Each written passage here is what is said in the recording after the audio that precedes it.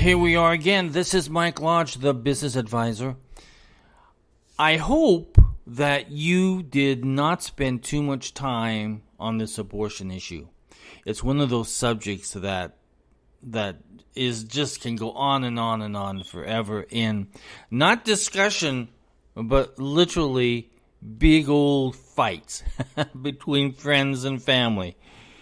So I hope this weekend you spent time with your family, enjoyed maybe a cookout, maybe you had a really good cup of coffee with a friend. I tell you, we need to start developing a new way of life, okay? And that means sitting down and talking and listening and enjoying life together. Not this other political stuff that is going to be used. I tell you, abortion is going to be used up until November. It is going to be pounded on us. We are going to hear it day in and day out.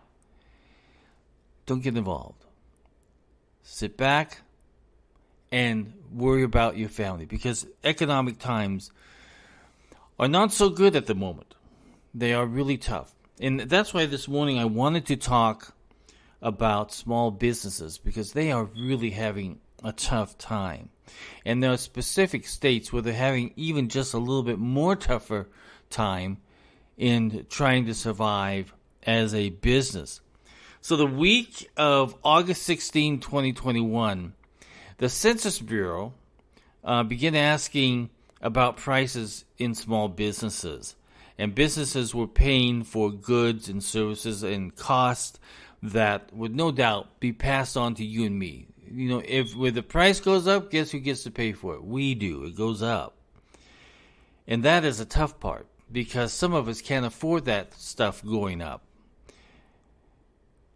So 29% of small businesses said they had seen large price increases since March 2020. Now remember, Biden is saying no, inflation wasn't there. Things were not happening. The economy was good. Everything was bouncing along just perfectly. It was the best economy in the face. No, it started in 2020. That's when prices began to go up, because what? That's when we start to see the transportation issue and getting stuff to stores and consumers in a timely basis. Things were starting to get stuck in those warehouses, stuck on the docks. So 29% said they had seen large price increases since March 2020. As of April 2022, the last survey conducted, at the same time of this analysis, about 41% of small businesses said they were experiencing a large increase in prices over the past 6 months. So we've had even a larger one. And what caused that? Well, for one thing, the high price of gasoline. Trying to get that product to you at the stores, diesel went up, and container costs went up. Everything went up considerably. And we had an administration and a Treasury Secretary say, oh, everything's fine. Everything's good. Don't worry about it.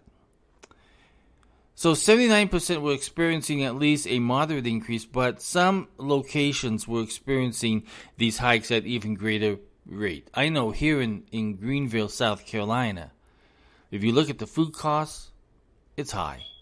It is really high.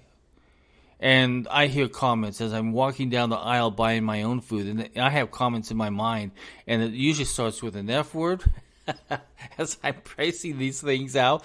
But I gotta keep going because I'm hungry. So states where small businesses are most likely to say they've seen a moderate or large increase in prices over the previous half year include Nebraska at 88%, Wisconsin at 87%, Arkansas at 86%, and South Dakota 86%. In all 24 states, I should read that properly, right? In all 24 states had such price increases in more than 80% of small businesses. States with the highest share of small businesses reporting moderate or large increases in the prices they pay for goods and services on Nebraska, Wisconsin, Arkansas, South Carolina, North Carolina, Kansas, Maine, New York, Kentucky, Michigan, Indiana, Ohio, Tennessee, Pennsylvania, Georgia, Arizona, Idaho, Louisiana, Oklahoma, and South Dakota. Now, the sources of those numbers came from the U.S. Census Small Business Pulse Survey as of the week of 11 through 17, 2022. So metropolitan areas where small businesses, the owners are most likely to have seen a moderate or significant price increases over the past 6 months include Milwaukee, Wisconsin, where it was 87% of small businesses say they've been that they've seen these rising prices. Charlotte, North Carolina, 86%, and Columbus, Ohio, 85%. In addition, 3 metro areas saw 83% of the small businesses reporting moderate to large price increases during this period. Orlando, Florida, Louisville, Kentucky, and Oklahoma City, Oklahoma. Now, I'm going to give you a link down below that gives you this report, okay? So click on that and you can see all the numbers and everything else by the Census Bureau and how they look at that. Now, the biggest thing, of course, and we've talked about this for over and over and over and over again, and nothing really seems to happen, is the supply chain disrupts small business. It's still doing it. It's still a problem out there. And this supply chain is what's linked the prices increase, because if you can't get supplies and you just have a few on the shelf, you've got to charge more for it. It's just supply and demand type situation. So small businesses have really had a tough time because they're not like the big chains of Walmart and all these other companies where they can buy in such big bulk that they have a cost savings, but small guys, they don't get that savings. They don't get it at all. And that is a big problem. So, listen, we can go back and we can hear all the arguments from the White House and from Biden and from Secretary Yellen and all this stuff. But I tell you what, if you listen to the bankers out there, they're saying gear up for a bad time all the way through 2023. So we still have more of this coming because we have a government that did not focus on what needed to happen to get the supplies faster. And I mentioned this to you the other day, is that some of these truckers had to leave the business because they can no longer afford the diesel fuel. They also had to leave the business because now there's a mandate from the Department of Transportation that says, hey, if you want to haul goods, you've got to have a newer truck for emission standards. A lot of these small truckers can't afford to go out and buy a $150,000 truck.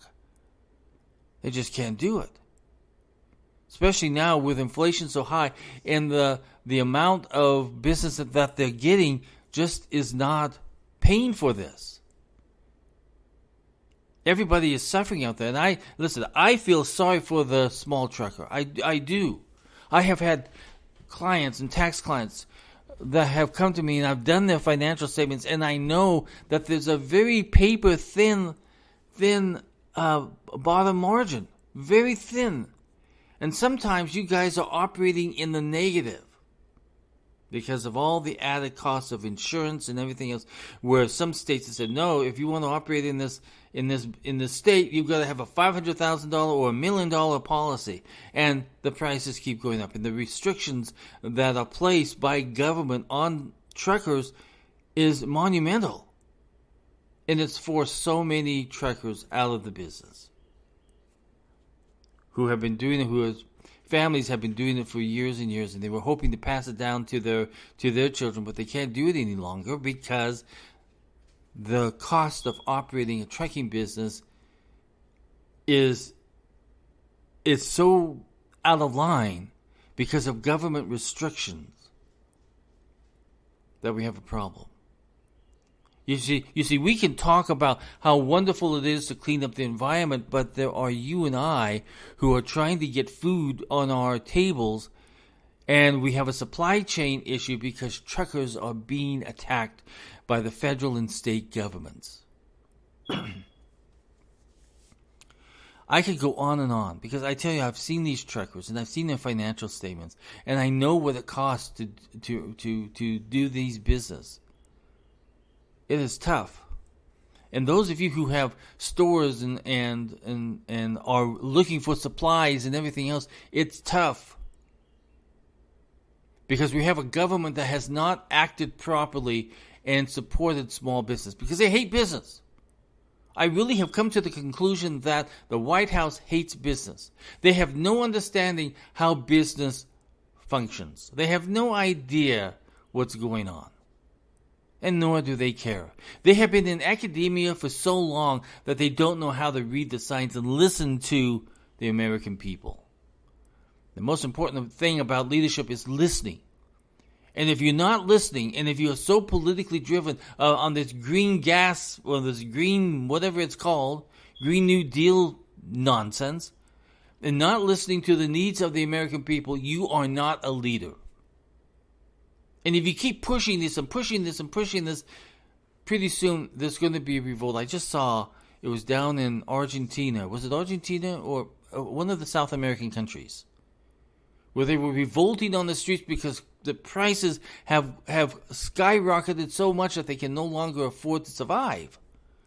And they're on the streets and they are protesting. And it's not just protesting, it is riots.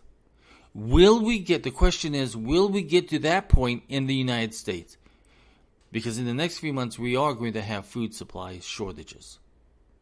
We are going to have gas supply shortages. We are going to have electrical blackouts because the grid cannot handle all of this Green New Deal electric stuff. It just cannot handle it. So those of us where our electricity goes off and we don't have air conditioning in our house or heat when we get to that period of time, blame it on an electric car. Okay, that's it. I'm done. I'm no longer going to rant and rave. I am going to set this Monday as a productive Monday and go out and do good things and get stuff done. Listen, if you guys want to have more access to me and you want to talk to me, you can go to my website, which is www.lodge.co.com. Again, that's lodge.co.com. And you can go to all of my podcasts, my vlogs, my whatever I'm doing there. I do a whole bunch of things there. I have a vlog pick that I choose about every week that I like to watch. And these are other people's vlogs. And it's on travel, because I like to get away from business every once in a while. So I travel through YouTube, because I'm a YouTube travel addict. I'll admit it. I'm an addict of travel videos. Nothing wrong with that. Everybody go out and have a great week. This is the beginning of the week. Let's think positive, but let's also be good stewards of our money. Let's be good stewards of how we manage our time and our money so that we can take care of the families that are so dear to us. This is Mike Lodge. I'll talk with you soon. Bye-bye.